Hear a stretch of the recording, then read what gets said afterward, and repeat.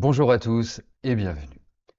Aujourd'hui, nous allons parler d'astrologie et plus particulièrement de la nouvelle lune du 13 décembre 2023 qui se situera dans le signe du Sagittaire.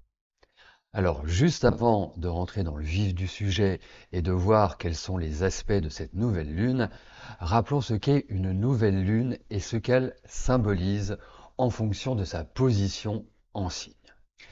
La nouvelle lune n'est pas un élément rare en astrologie puisque nous en comptons 12 ou 13 par an.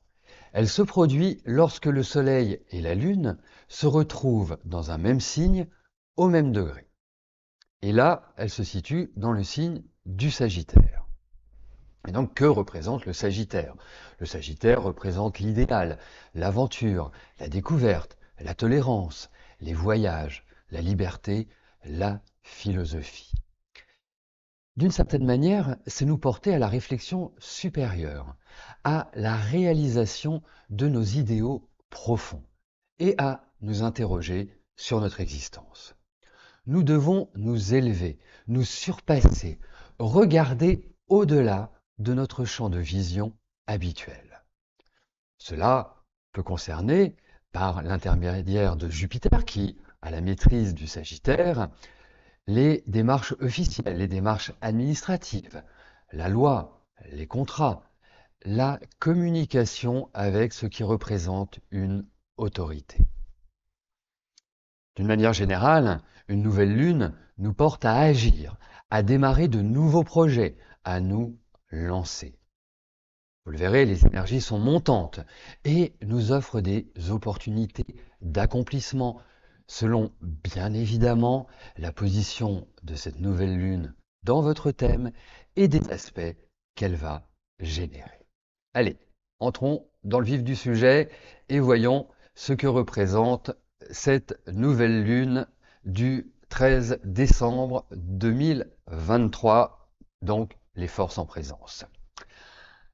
Alors, nous allons commencer par le carré de Neptune à la nouvelle lune. Bienvenue dans le brouillard. Notre perception des situations, des gens peut s'avérer erronée. Il est primordial de ne pas prendre des décisions à l'emporte-pièce et de porter des jugements hâtifs, irréfléchis, impulsifs. Les actions doivent être menées avec réflexion et maturité. Ce que je pense, ce que j'imagine n'est pas forcément en adéquation avec la réalité. La précaution est donc de mise. La meilleure attitude est de bien peser avant d'agir. D'autant plus que d'ici quelques jours, nous aurons un joli carré Neptune-Mars. Là, les actions et réactions inconsidérées, mal maîtrisées, sont à l'honneur. Donc, maîtrisons nos impulsions et menons des actions avec rationalité, voire avec une petite once de froideur, un peu à la manière de Saturne, avec patience et rigueur.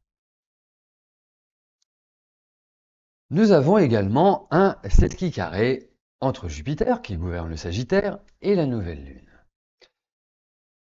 Cet aspect est un aspect de peur, un aspect anxiogène. Il nous met face à une réalité. Alors sommes-nous capables de l'affronter ou allons-nous mettre ou renvoyer cet aspect au calendrier grec? Pour ma part, j'ai toujours plutôt une tendance, de manière générale, à vouloir affronter. Là, dans ce cas, cet aspect est un aspect que l'on dit décroissant. Décroissant signifiant que la planète la plus lente, Jupiter, devance les plus rapides, la Lune et le Soleil. Et cela doit nous permettre un lâcher-prise par rapport à notre situation, par rapport à notre place. Cela doit nous dégager de l'orgueil. Il faut être humble. Alors, bien évidemment, cela va mener à des confrontations. Et je prendrai ce sens confrontation dans le sens étymologique. c'est mettre en opposition deux éléments pour en tirer une synthèse, une direction, un rapprochement. Donc, ce n'est pas forcément, je dirais, un aspect négatif. Euh, Quoique, puisque l'origine du sesqui carré provient du carré 90 degrés et du semi-carré 45 degrés. Donc, deux aspects de tension, deux aspects difficiles. Et les sesqui carrés, hein, vous pourriez d'ailleurs les observer si vous en avez dans votre thème, entre deux planètes. En fait, c'est comme s'il y avait une espèce de statu quo, comme si on était un peu pétrifié par les énergies de ces planètes. Si par exemple vous avez un sesqui carré entre Mars et Saturne, euh, l'action de Mars va être freinée par Saturne, et d'une certaine manière, il vous faudra beaucoup de temps avant d'agir, avoir la certitude de, être en sécurité de. C'est un exemple, hein, il y en a, je pourrais vous en donner plein d'autres, mais ce n'est pas le sujet de cette intervention.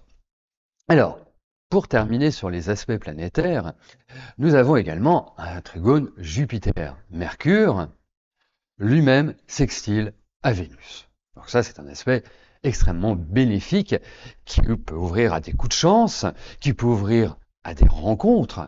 Sauf que Mercure et Jupiter sont rétrogrades. Hein, un petit nota bene avant de poursuivre. Mercure devient rétrograde le même jour que la nouvelle lune se produit.